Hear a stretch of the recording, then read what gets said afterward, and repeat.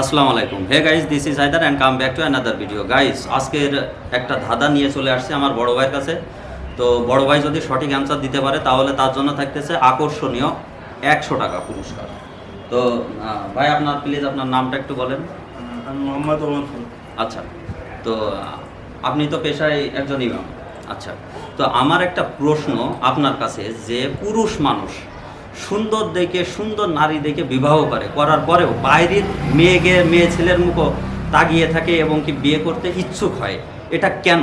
আমার একটু বোঝাই বলেন। যারা বিশেষ করে পুরুষ মানুষ আছে তারা মনোযোগ দিয়ে শুনবেন, যে আসলে ঘরে বউ রেখে বাইরে মেয়ে ছেলের মুখও তাকানো যাবে কিনা, বা বিভিন্ন রকমের মন্তব্য করা যাবে কিনা, প্লিজ।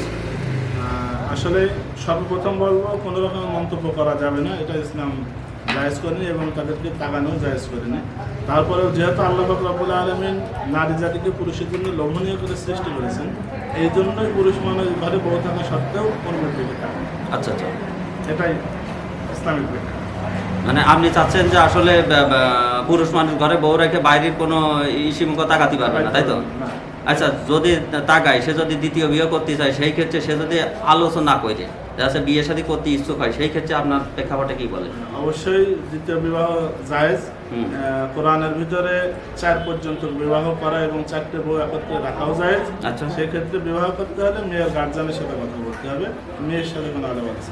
আচ্ছা আচ্ছা আচ্ছা। তো যেহেতু পুরুষ জাতি আছে, আমাদের সবারই এটাই জানা উচিত। তো আবেশ সাহেব, তাহলে আপনার কি মনে হয় যে আপনি কি প্রথম পুরস্কার পাচ্ছেন আমাদের তরফ থেকে? আসলে পুরস্কার পাওয়া না পাওয়া বড় বিষয় না, কোরআন ও হাদিসের ব্যাখ্যা অনুযায়ী আপনাকে উত্তর। তো আচ্ছা, ঠিক আছে। তো আপনাকে অসংখ্য ধন্যবাদ আমাদের চ্যানেলে এসে সুন্দরভাবে একটা প্রশ্নের আপনাকে উত্তর দেওয়ার জন্য। তো ভালো থাকবেন, সুস্থ থাকবেন, এই বলে বিদায় নিচ্ছি। আল্লাহ হাফিজ।